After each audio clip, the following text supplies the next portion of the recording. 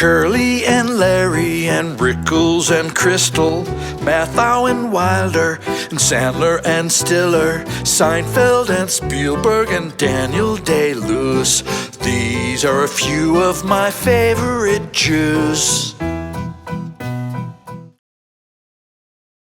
George Eliot, a novelist, wrote, "The literature of the Hebrews gives us an idea of a people who went about their business and their pleasures as gravely as a society of beavers." That's rude. What does he have against beavers? The idea is that Jews are of two minds about everything, and they use humor to cope. Just a big coping mechanism. Later, I'm going to challenge that theory and present a different point of view. Now, I want to make clear from the beginning that we're not going to talk about three things tonight. We're not going to talk about the UN partition plan of 1947 between India and Pakistan. It's too loaded. It's too nuanced, and we're not going to touch it. The question of home figures strongly in the Jewish psyche. Where do we belong? Where don't we belong? Do we have a home? Has it appreciated? We are mnemonic people, not demonic. Mnemonic. It means we remember. We remember thousands of years of history. Now, I'm not sure other ethnic groups hold on to their memory so strongly. Like, take the Irish, for example. They fled their homeland en masse during the Great Potato Famine about 150 years ago. Millions of them came to the New World. Now, if they were like the Jews, they'd be talking about Ireland and praying to go back almost every day.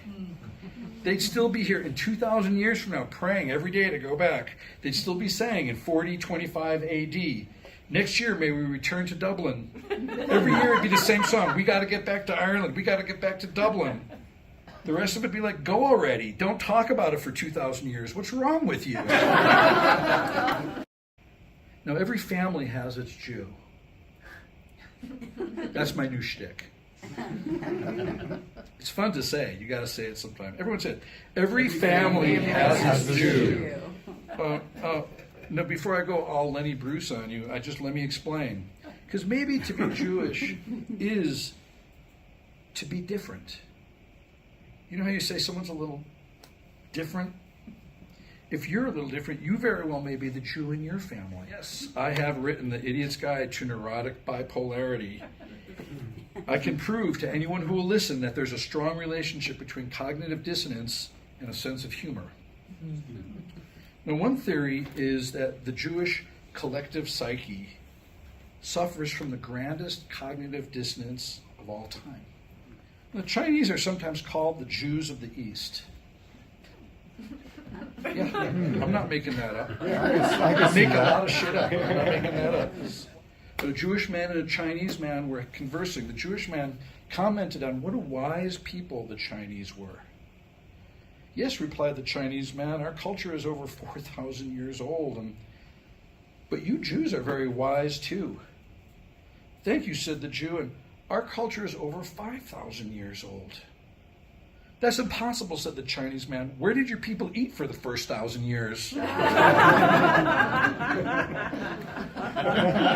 Especially on Christmas. Che Tui, baby, Che Tui. I'll see you there at 2 o'clock. Rabbi Kaufman and his friend Goldstein were sitting at a coffee house in Berlin in 1935. "Rabbi," his friend said, "I notice you're reading Der Stürmer, the Nazi newspaper. I can't understand why. A Nazi paper that libels the Jews? Are you some kind of masochist? Or even worse, a self-hating Jew?" "On the contrary, Goldstein, when I read the Jewish newspapers, all I learn about are pogroms, riots in Palestine, and people leaving the faith in America. But when I read Der Stürmer, I see that Jews control all the banks, dominate the arts, and are about to take over the entire world. This news makes me feel a lot better." According to Devorah Baum, a professor in the UK, whom I actually met last fall, it is being at odds with oneself. To be Jewish, according to Baum, is to feel pride in one's difference and feeling ashamed of it at the same time. It is to be the favorite child and the black sheep in the family at the same time. A laugh of recognition, I see. It is to live in a state of contradiction. The rabbi thinks for a while and then asks them, "Did you buy your cow in Minsk?" "Why, yes, we did, Rabbi. How did you know?" He looked at them rather sheepishly. "My wife is from Minsk." Representatives came to Vienna from all over the world to form a committee to discuss the problem. On the tarmac, a group of journalists saw a Russian, an American, and an Israeli delegate of the committee. So one of the journalists ran up to them and said, "Excuse me, what do you think of the meat shortage?" The Russian said, "What's meat?" The American said, "What's a shortage?" And the Israeli said, "What's excuse me?"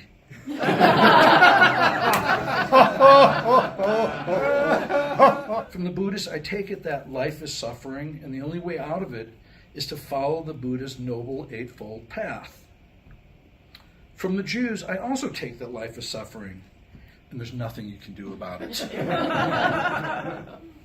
That's why in Chinese restaurants they give you fortune cookies, and in Jewish delis they give you misfortune cookies.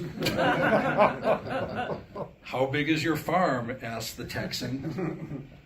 Oh, the Jew sits up and says with pride, "My farm is so big, I can start walking at 8 a.m. and I won't reach the other side till noon.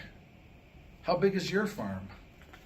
Oh, the Texan leans up in his chair and says, kind of bragging, "I can start driving at 8 a.m. and not reach the other side till 6 p.m.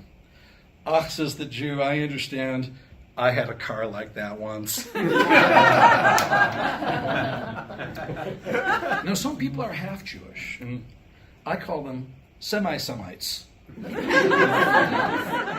Groucho Marx wanted to join a family-oriented swimming club in New York in the 1930s, but this was one of many clubs which at that time did not accept Jews as members. At first, Groucho was infuriated. He went back to his car, slammed the door where his daughter was waiting, sat there thinking.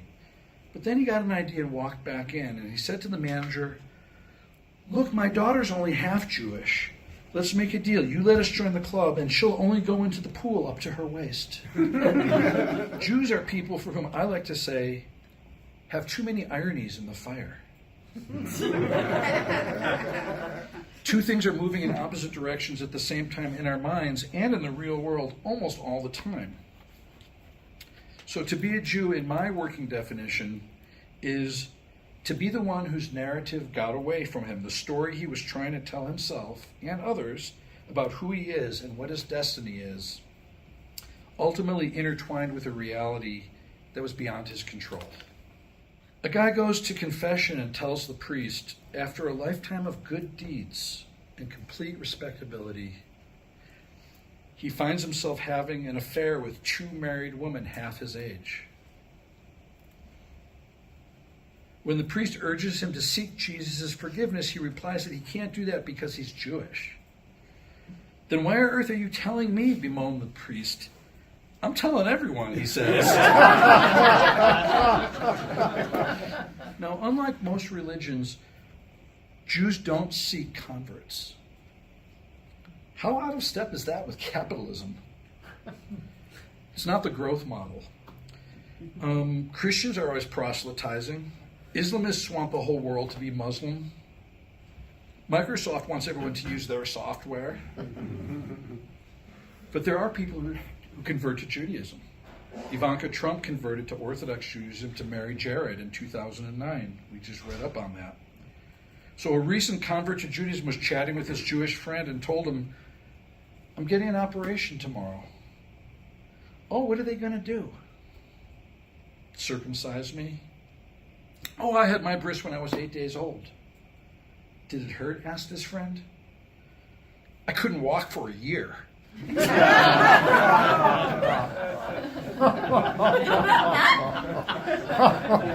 How are we doing? Oh, I hurt. A bris, for those of you who don't know or have somehow been shielded from such information, is in its most basic form, here we go, ready? A male circumcision. Okay. But everything in Judaism has multiple levels of meaning. Some words or actions have 36 different levels of meaning, which is why Jews perfected the art of restless mind syndrome long before the modern theory of neurosis was invented. It's almost impossible to overthink anything if you're Jewish. Now, the ritualized circumcision happens on the child's 8th day. Why on day 8, you may ask?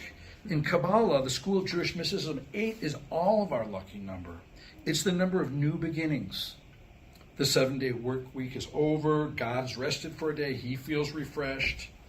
The moon has gone through a quarter of its cycle. A fresh new week is beginning. And hey, the conditions are right. Or as I like to say, it's time the kid puts some foreskin in the game.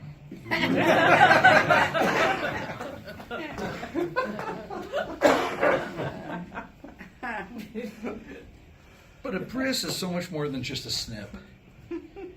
It's considered the final act of perfection to God's creation. It puts the final touches on an otherwise perfect form. So when I call this talk, Follow Your Bris, I'm really saying, follow your destiny. For myself, I can say, I was circumcised according to rules that were circumscribed in the Bible under circumstances that could not be circumvented. I was You say that again. Now, in the end, I don't believe Jews are funny because we've been persecuted, and humor is just a big coping mechanism for all the pain and gobsmacking irony that is built into our history. I don't think that. I think it's because we're people of the book. And by the book, I mean, of course, the Tao Te Ching.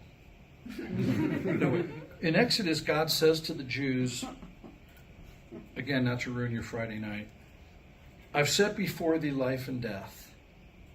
Choose life. Now, he or she or they could have just as easily said, well, I don't think you can say they in monotheism. He could have just as easily said, I set before thee tears or laughter. Choose laughter. Young man, you must go to the show. I said, young man, to the tabernacle.